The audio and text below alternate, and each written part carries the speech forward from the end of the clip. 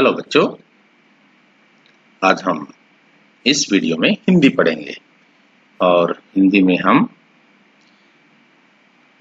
Lesson number 7 यानी कि पाठ हमारा जो है 7वां आज हम प्रारंभ करेंगे। पाठ का हमारा जो टाइटल है, शीर्षक है, वो है पोंगल। पोंगल क्या है, आपने कभी नाम सुना होगा। पोंगल एक जो है त्योहार है, जैसे दिवाली है, दशहरा है, ईद है, ये सब हमारे त्योहार हैं और पोंगल भी इनके जैसा ही एक त्योहार है। ठीक है, तो इसमें देखिए ये पोंगल की तैयारियां चल रही हैं।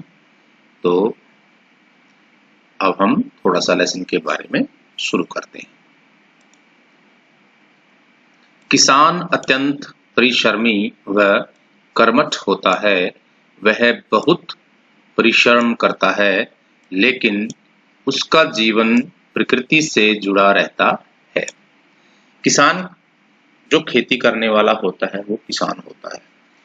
परिश्रमी क्या होता है? मेहनत करने वाला, कर्मठ, काम से जुड़ा हुआ, जिसका काम ही पूजा होता है, उसको हम कर्मठ कहते हैं। वह बहुत परिश्रम करता है, परिश्रम मतलब मेहनत करता है, लेकिन उसका जीवन प्रकृति से जुड़ा रहता है। जीवन प्रकृति से जुड़ा रहता है, इससे मतलब है जो किसान है वो प्रकृति क्या होती है? कुदरत, पेड़ पौधे, धरती, हवा, ये सारी चीजें हमारी प्रकृति से जुड़ी होती हैं और किसान का इनके साथ बड़ा पवित्र रिश्ता है। किसान इनकी पूजा करता है, इनकी देखभाल करता है। वह प्रकृति के साथ ही हंसता रोता है, नाचता गाता है। बुआई, सिंचाई, निराई आदि खेती बाड़ी के सारे काम वह मौसम के अनुसार करता है। तो देखिए, जब बारिश होती है तो किसान हंसता है, नाचता है, गाता है। जब सूखा पड़ता है, अकाल पड़ता है, तो वह रोता है, क्योंकि जो उसका काम है वो सारा प्रकृति से ही जुड़ा होता है। खेत की बुआई करता है, सिंचाई करता है, निराई करता है। तो इसमें क्या है? वो सारे काम कब करता है कि अब ये मौसम बुआई का आ गया, अब सिंचाई करनी है, अब मुझे इसकी निराई करनी है। तो वह सारे काम मौसम के अनुसार ही करता है और मौसम किससे जुड़ा है? प्रकृति से जुड़ा है। जब खेत खलिहान अनाज से भर जाते हैं तब उसके पांव थिरक उठते हैं। जब खेतों से वो अनाज पैदा करता है, उसके घर जो है अनाज से भर जाते हैं, तो एक खुशी जो है उसके मन में आती है, वो बड़ा खुश होता है। त्योहारों का जन्म यहीं से होता है। जितने भी त्योहार हम मनाते हैं वो हमारी जिंदगी में कहीं ना कहीं खुशी के प्रतीक होते हैं। हमें बड़ी खुशी मिलती है त्योहारों के साथ। पोंगल के बारे में भी यही प्रचलित है। पोंगल नई फसल का त्योहार है। जब नई फसल आती है तो उसके साथ यह मनाया जाता है। यह मकर संक्रांति के दिन मनाया जाता है। उत्तर भारत में हम मकर संक्रांति बोलते हैं ना, हरियाणवी में, तो उस दिन ही यह त्योहार मनाया जाता है। यह दक्षिण भारत में मनाया जाता है। तमिलनाडु तमिलनाडु एक राज्य है, जैसे हमारा राज्य हरियाणा है, तो तमिलनाडु भी एक ऐसा ही राज्य है। ये दक्षिण भारत का जो दक्षिण छोर है, दक्षिण इनके दिशाओं के हिसाब से अगर हम देखते हैं, हम उत्तर भारत में आते हैं और तमिलनाडु जो है वो दक्षिण भारत का एक राज्य है। पोंगल के दिन खेतों से सुनहरे रंग का नया धान काटकर किसान घर लाता है।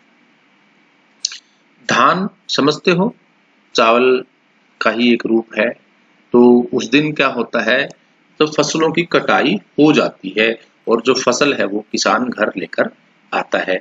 गन्ने की फसल तैयार होती है और गन्ने की फसल भी तैयार होती है। जो लोग गन्ना बोते हैं और कुछ लोग चावल यानी कि धान बोते हैं, उन्हें देखकर किसान का मन नाच उठता है। जब फसल तैयार होती है तो किसान के लिए बड़े ये खुशी का मौका होता है। उसके जीवन में मिठास आ जाती है। मिठास ये नहीं है कि उसका जीवन मीठा हो जाता है, खुशियां आ जाती हैं। क्योंकि उसके जो सपने होते हैं वो पूरे करने का समय आ जाता है। संक्रांति के दिन नए चावल का मीठा भात बनाकर सूर्य को चढ़ाया जाता है। हमारी जो संस्कृति है, हम इसमें देवी देवताओं को और हमारे जो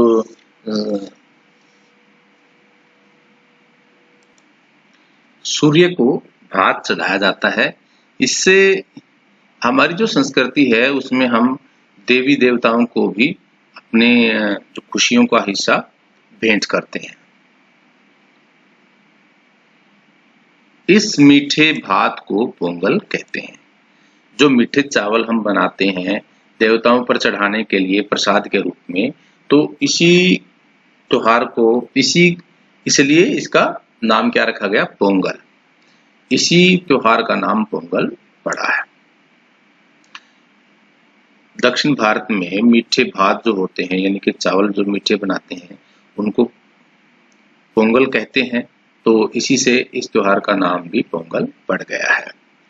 पोंगल त्योहार 4 दिनों तक मनाया जाता है। जो पोंगल का त्योहार है वो 4 दिन तक मनाया जाता है। पोंगल के पहले दिन लोग भोगी का त्योहार मनाते हैं। पूरे घर की सफाई की जाती है। उस दिन शाम को बच्चे ढोल और बाजे बजाकर खुशियां मनाते हैं। पहला दिन जो है उसका एक अलग नाम दिया जाता है, भोगी।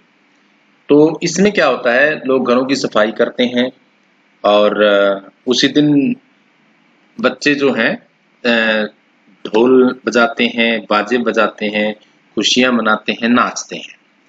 दूसरे दिन क्या होता है, पोंगल के दूसरे दिन घर आंगन को रंगोली से सजाते हैं। घरों में रंगोलियां बनाई जाती हैं। नहा धोकर सभी लोग नए कपड़े पहनते हैं। उस दिन सब कुछ नया नया होता है। आंगन में अंगीठी जलाकर नए बर्तन में पोंगल पकाया जाता है। बर्तन में हल्दी का पौधा बांध दिया जाता है। गन्ने के रस में नई फसल का चावल पकाया जाता है। जब चावल उबलकर ऊपर उठते हैं तब उसमें दूध डाल देते हैं। दूध के साथ उफनता हुआ पोंगल बर्तन के ऊपर से उमड़ता है और चारों ओर रिश्कर आंच में टपक पड़ता है। उस समय चारों ओर इकट्ठे लोग खुशी से नाच उठते हैं, खुशी से चिल्लाते हैं, पोंगल पोंगल। लोग अपने पास पड़ोस में पोंगल बांटते हैं। उसके बाद मित्र और सगे संबंधी सब मिलकर बढ़िया भोजन करते हैं।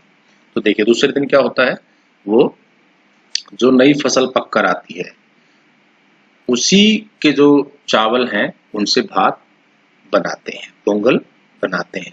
पहले क्या करते हैं, वो सभी नए कपड़े डालते हैं, हर चीज नई होती है।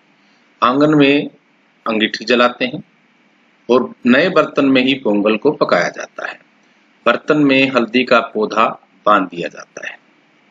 हल्दी डाल दी जाती है उसमें ताकि उसको रंग मिल जाए चावल को। गन्ने के रस में नई फसल और गन्ने के रस में ही चावल को पकाया जाता है।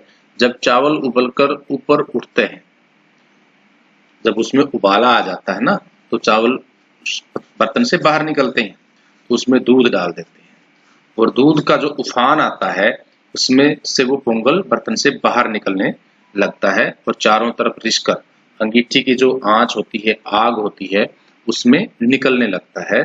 तो तब लोग बड़ा खुश होते हैं, नाचने लगते हैं और पोंगल पोंगल चिल्लाते हैं।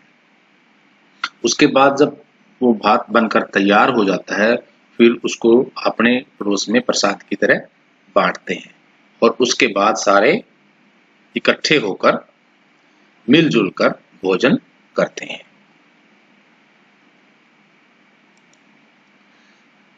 तीसरे दिन माट्टू पोंगल मनाया जाता है। माट्टू पोंगल के दिन गाय बैलों को अच्छी तरह नहलाया जाता है, उनके सींगों को रंगते हैं। तीसरे दिन क्या करते हैं, इसका नाम है माट्टू पोंगल। तो इसमें जो किसान है वो अपने बैलों को बड़े अच्छे तरीके से नहलाते हैं, उनकी साफ सफाई करते हैं, उनके सींगों पर रंग लगाते हैं और उन्हें रंगीन कपड़ों से सजाते हैं अपने बैलों को, क्योंकि बैल उनके जीवन का आधार है खेती का काम करने के लिए। लोग उनके गले में फूल मालाएं पहनाते हैं तथा उन्हें गुड़ और अच्छी अच्छी चीजें खिलाते हैं। शाम को मैदानों में बैलों को दौड़ाया जाता है। तो इसमें किसान अपने बैलों को बड़े अच्छे से सजाते हैं, फूल मालाएं उनको पहनाते हैं, गुड़ खिलाते हैं उनको और अच्छी अच्छी चीजें खिलाते हैं और फिर शाम को बैलों की दौड़ का आयोजन किया जाता है। चौथे दिन क्या होता है? चौथे दिन काणुम पोंगल होता है। ये त्योहार का ही नाम है। खाना खाकर पूरा परिवार घर से बाहर निकल पड़ता है। जगह जगह मेले लगते हैं जिनमें लोग घूमते हैं या आसपास के स्थान देखने के लिए चल पड़ते हैं। चौथे दिन लोग घर से बाहर मनाते हैं। पहले खाना खाकर तैयार होते हैं और फिर जो आसपास मेले लगते हैं उन मेलों में एंजॉय करते हैं, घूमते हैं, फिरते हैं और त्योहार मनाते हैं। खेती से संबंधित यह त्योहार पूरे भारत में किसी न किसी रूप में मनाया जाता है। तो नाम बदल जाते हैं। जैसे गुजरात से लेकर बंगाल तक लोग इसे संक्रांति के नाम से मनाते हैं। उत्तर भारत में संक्रांति पर स्नान का महत्व है। गंगा, यमुना, नर्मदा आदि नदियों में लोग स्नान करते हैं। चावल और मूंग की दाल की खिचड़ी बनाकर खाते खिलाते हैं। जैसे मैंने बताया था, हमारे यहाँ इसको संक्रांति का नाम दिया जाता है। तो उस दिन लोग दान करते हैं, अच्छा खाना बनाते हैं, सूर्य को सुबह आग जलाते हैं। तो आग जलाने से मतलब ये है कि जो सर्दी का मौसम है उसको एक प्रकार से विदाई देने के लिए वो इस प्रकार से त्योहार मनाते हैं।